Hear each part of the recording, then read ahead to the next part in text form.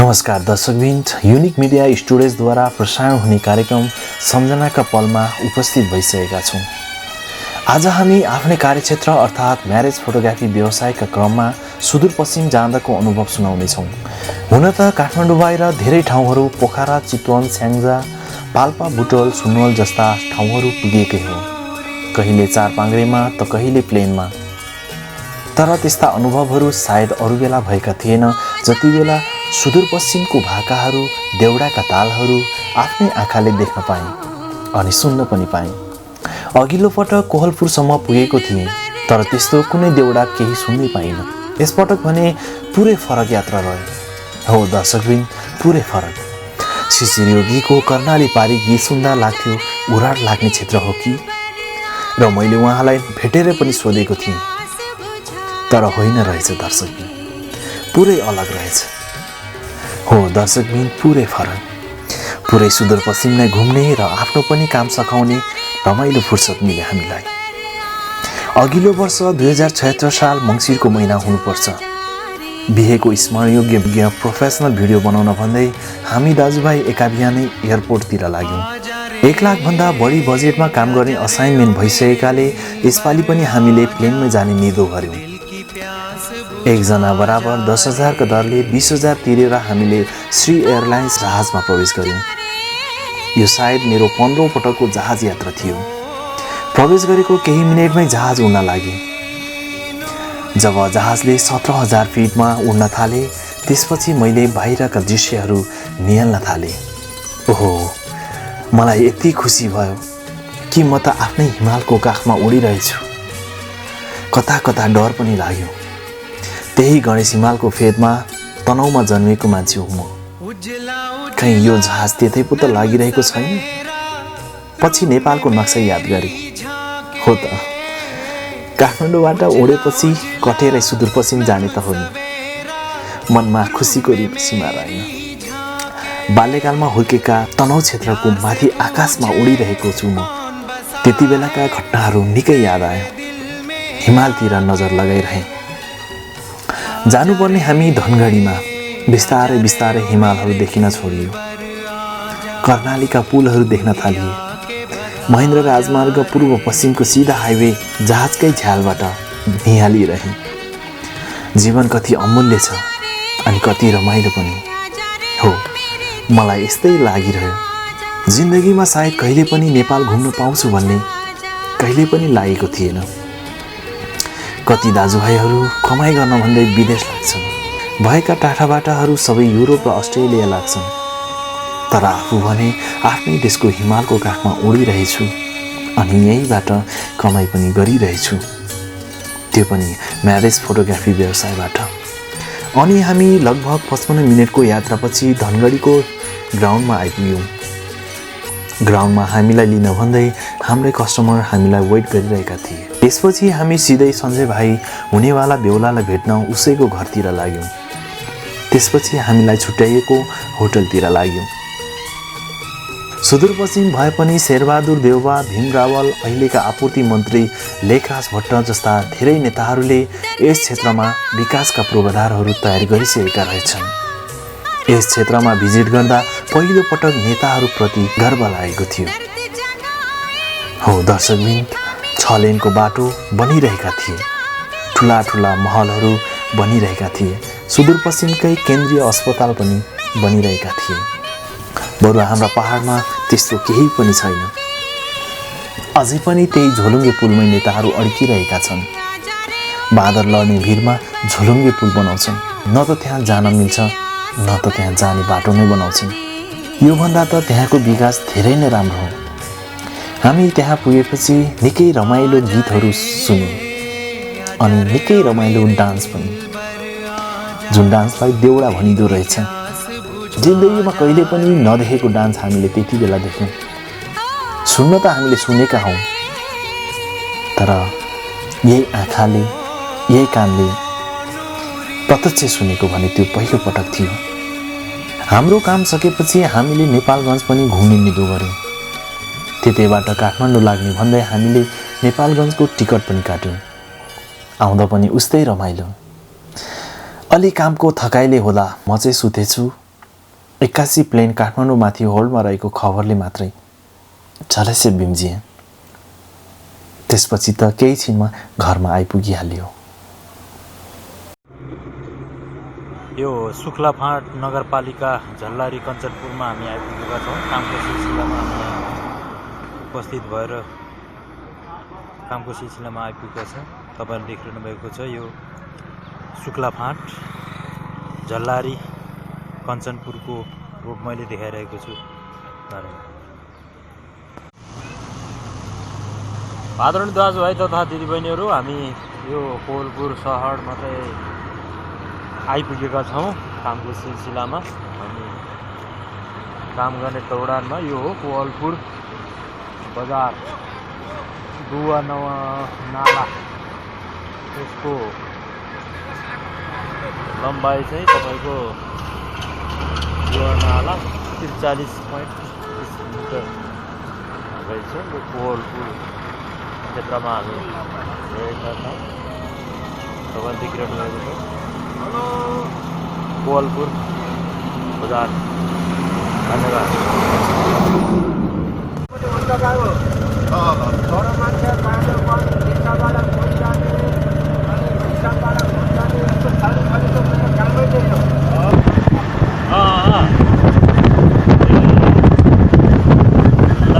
धन्यवाद। आज तस्बिरमा हामी श्री एयरलाइन्सको वेटिङमा बसिरहेका छौँ। पुरै लाइभ हो। लाइभ कार्यक्रममा हामी प्रस्तुत गरिरहेका छौँ। यो हामी वेटिङमा बसिरहेका छौँ। श्री एयरलाइन्स र जति पनि साथीहरू छन् श्री एयरलाइन्स काठमाडौँमा प्रस्थान गर्नको लागि हामी सम्पूर्ण साथीभाइहरू वेटिङमा बसिरहेका छौँ। तपाईँ देखिरहनु भएको बजेको फ्लाइट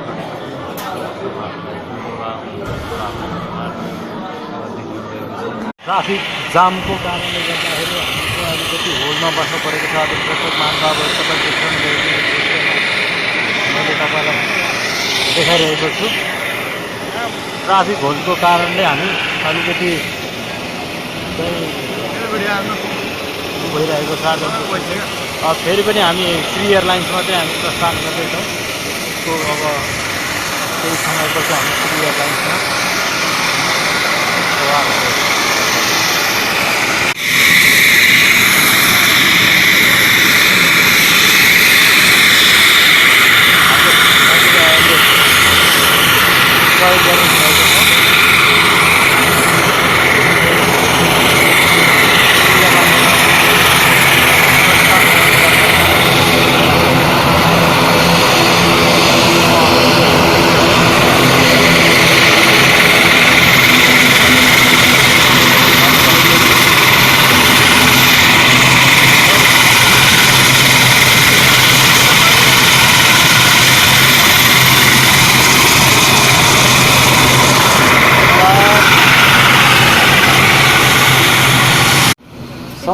कता हो?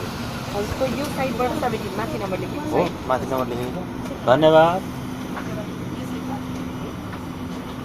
17 13 14 लास्ट 17 धन्यवाद।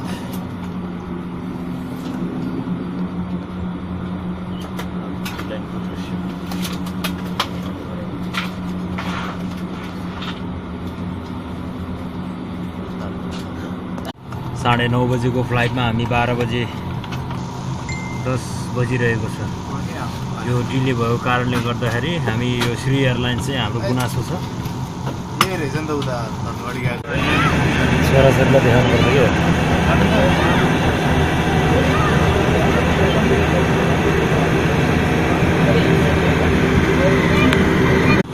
अब हामी फ्लाइट हुने तर्खरमा छौँ।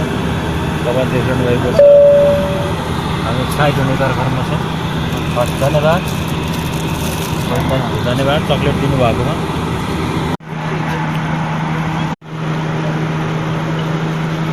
यति बेला हामी नेपालगञ्जको एयरपोर्टमा छौँ र ट्रेन उडिरहेको छ।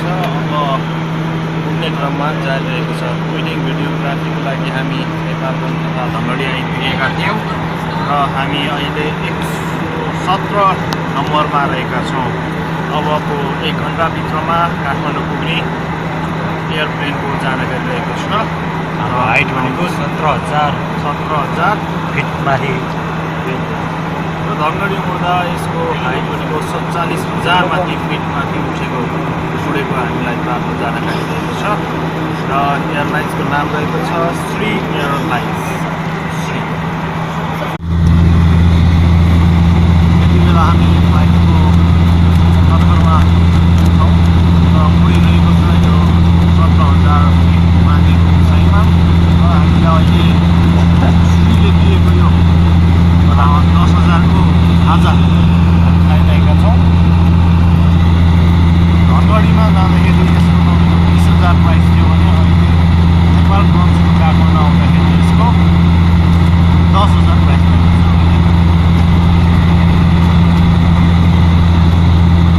सक्यो। खाजा खाँदैछौँ हामी।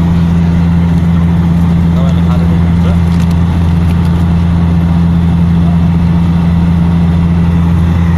बाहिरको दृश्य नि म देखाउँछु।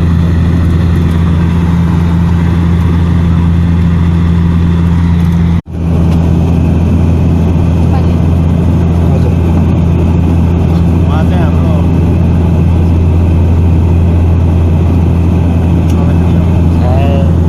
भिडियोमा देखाउनु भयो मेरो भागको खाना।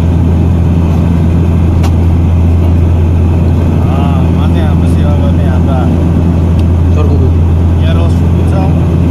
जाँदा पनि उहाँसँगै हुनुहुन्थ्यो, आउँदा पनि हामीसँगै पऱ्यो। र यो चाहिँ यो पानी पनि हामीले 10,000 को पानी है।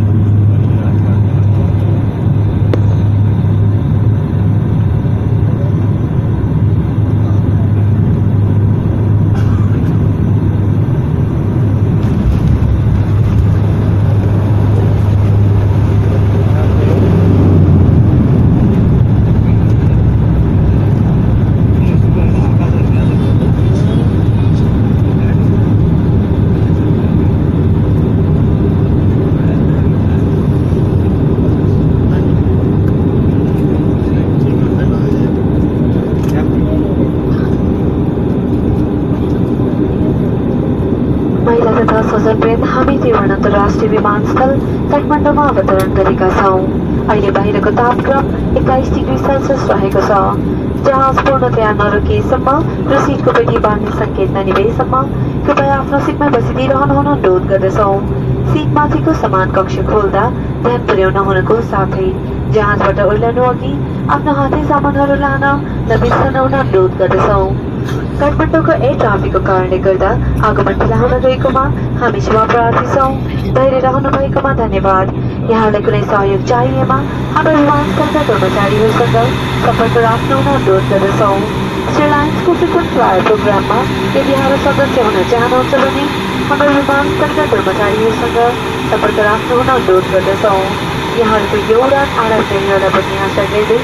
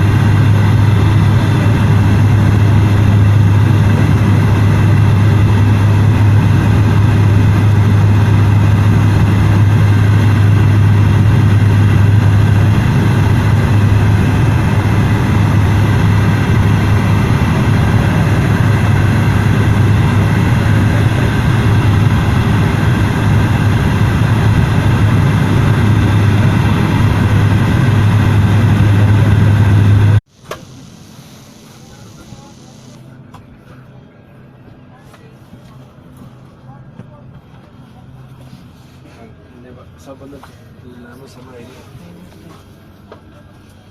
1 घन्टासम्म हावामै उडाइदिनु पर्छ।